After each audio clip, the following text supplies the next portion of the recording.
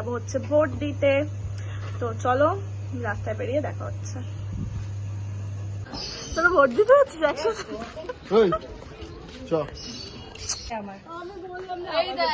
অসুস্থ প্রাণী এরকম লাগছে কাকে। আজকে সবগুলো বাটারে ভোট দিয়ে এসছে, সেই জন্য ওকে খুব মেরেছে ওকে। ঠিক আছে চলো, একটা পরে ভোট দেওয়া হয়ে গেছে।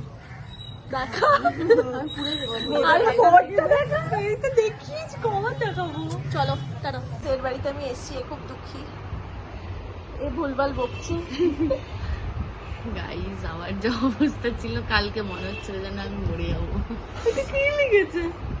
হাই কেটা হাই কনকা রুচা মু তামাকু লাইক করে। ও দাঁড়া না, এটার নাম হচ্ছে উমেশ মাহান্তি। তুই দাঁড়া তো, কিছু বলে তারপর ব্লক করবো।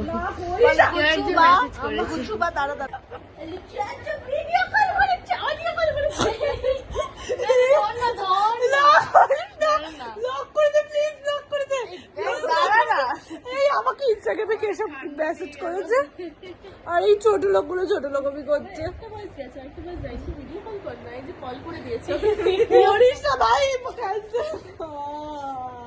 উমেশ মাহান্তি সব করছে।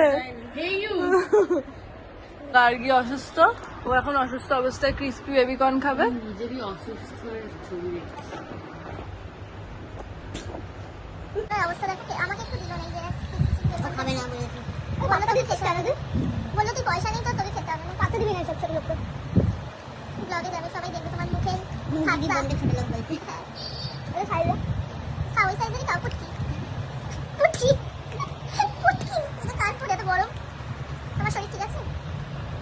তুমি এইসব খাচ্ছ কেন? মুড়ি জল খাও, একটু টেস্ট আনার জন্য। হ্যাঁ সত্যি এটা করে টেস্ট আসবে। তোর কি হয়েছে? তোর কেন টেস্ট? আমি এমনিই খাবো। ও লটারি জিতেছে না? হ্যাঁ। কত কোটি? 5 লাখ। আমি কোটিতে গেছিলাম না। No comments. কোথায় গেলে নিয়ে চলে আসবে। কেনাতে এলো? ঠিক আছে চলো আজকে আমি আজকে খাবো না, আজকে আমার স্যাটারডে, সেই জন্য।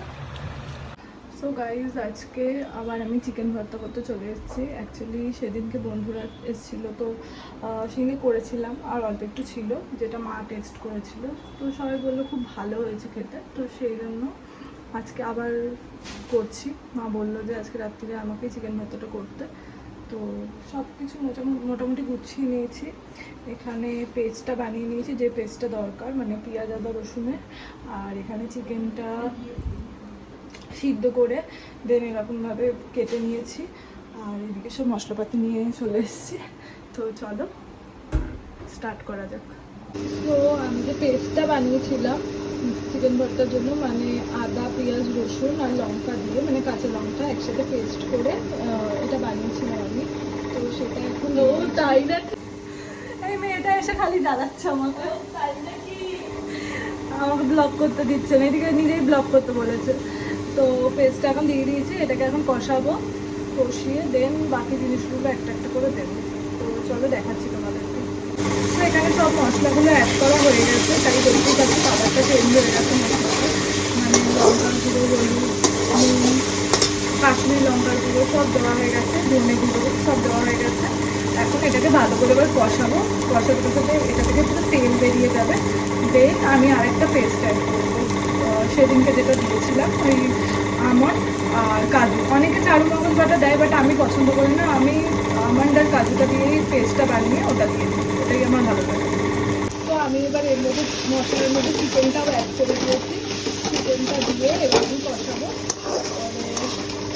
যে পেস্টটার কথা বললাম পেস্টটা অ্যাড করবো আর ফ্রেশ ক্রিম, দেন আরও কয়েকটা জিনিস অ্যাড করে যাচ্ছে,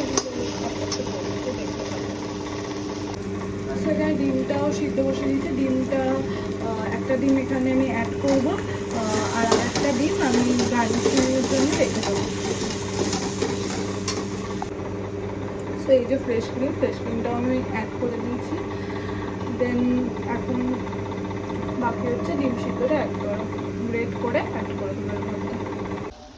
তো আমি এর মধ্যে কাসুরি মেথি, বাটার আর ডিম সিদ্ধ গ্রেট করে সব কিছু অ্যাড করা কমপ্লিট। আমার চিকেন ভর্তা অলমোস্ট তৈরি।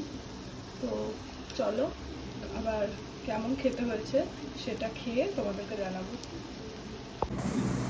তো চলো এবার একটু খেয়ে দেখা যাক যে চিকেন ভর্তাটা কেমন হয়েছে খেতে। তো রুটি দিয়েই খেয়ে দেখছি কেমন লাগে, দেখা যাক। আশা করছি গন্ধ যা বেরিয়েছে দেখেও মনে হচ্ছে ভালো হয়েছে। তো দারুণ হয়েছে খেতে, নিজেরটাই নিজে ভালো বললাম, নিজের রান্না।